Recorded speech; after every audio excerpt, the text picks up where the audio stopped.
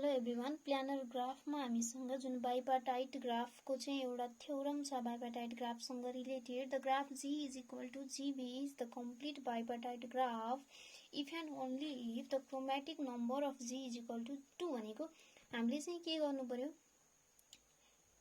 if and only if को condition दिएको छ सो यदि क्रोमेटिक नम्बर 2 हुन्छ भने त्यो कम्प्लिट बाइपार्टाइट ग्राफ हो भनेर वान साइड प्रुफ गर्न पर्यो एन्डर साइड हामीले त्यो कम्प्लिट बाइपार्टाइट ग्राफ हो भने त्यसको क्रोमेटिक नम्बर 2 हुन्छ भनेर सो गर्नुपर्ने छ so let G is equal to GBE be the complete bipartite graph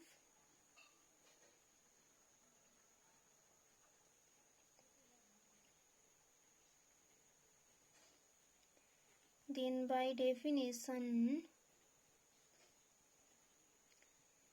the set of vertices of G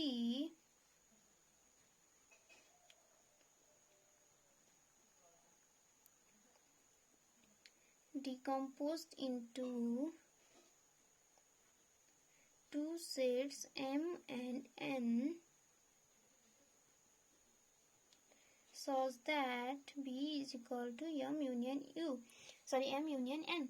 हामीलाई अलरेडी के थाहा छ by the definition of complete bipartite graph अथवा definition of bipartite graph बाट हामीले जानेको कुरा के हो भने जुन ग्राफको सेट अफ भर्टिसेसलाई हामीले टु सेटमा चाहिँ डिकम्पोज गर्न सकिन्छ टु डिस्टिंक्ट सेटमा भने त्यसलाई चाहिँ बाइपार्टाइट ग्राफ भनिन्छ।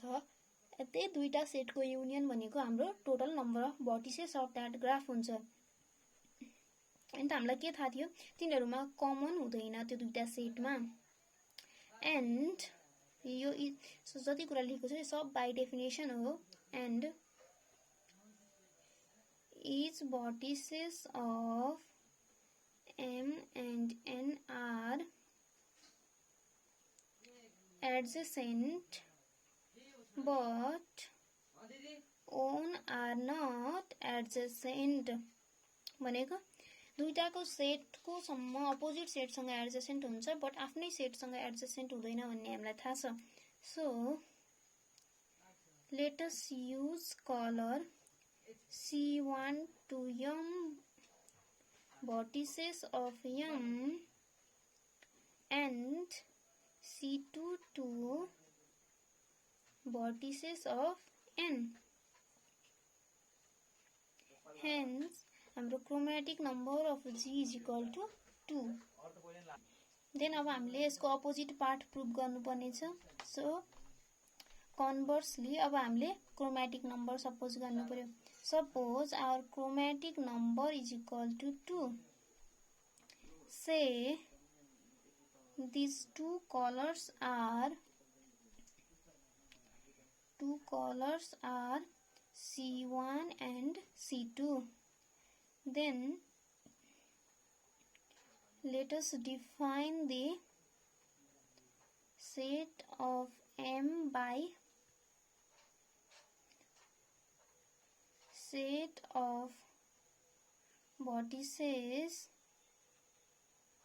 assigned by color C1 and N by C2 भनेको फर्स्टमा हामीले क्रोमेटिक नम्बर 2 छ भनेर सपोज गर्यौं देन त्यो दुईटा कलर चाहिँ C1 and C2 हुने भयो।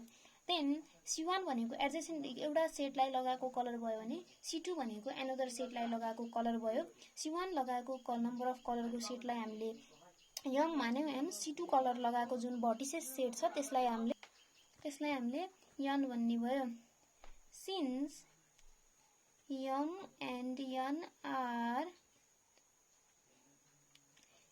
एडजेसेन्ट हामीलाई के थाहा छ बाइपार्टाइट ग्राफमा M and N एडजेसेन्ट हुन्छ एन्ड कलर्सको थ्रुबाट पनि के थाहा छ जुन भर्टेक्समा डिफरेन्ट कलर छ तिनीहरु एडजेसेन्ट हुन्छ भन्ने हामीलाई थाहा छ नि।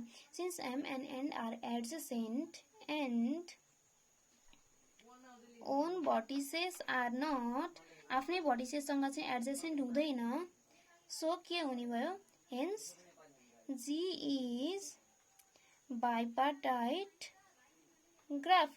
सो हामीले फर्स्टमा चाहिँ कलर गर्न सकिन्छ यतापट्टि हामीले यो देखाउनु पर्यो M and सेट जुन हामीले यो C1 कलरले कलरिङ गरेको छ, C2 कलरले कलरिङ गरेको छ। देन हामीसँग एउटा यो हाम्रो प्रुफ चाहिँ कम्प्लिट भयो। एउटा नोट छ,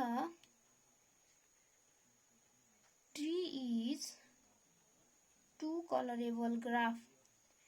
ट्री किन टू कलरेबल ग्राफ हो भने यसमा एडजसेन्ट एउटा भर्टेक्ससँग एडजसेन्ट एउटा मात्रै एज हुन्छ भनेको।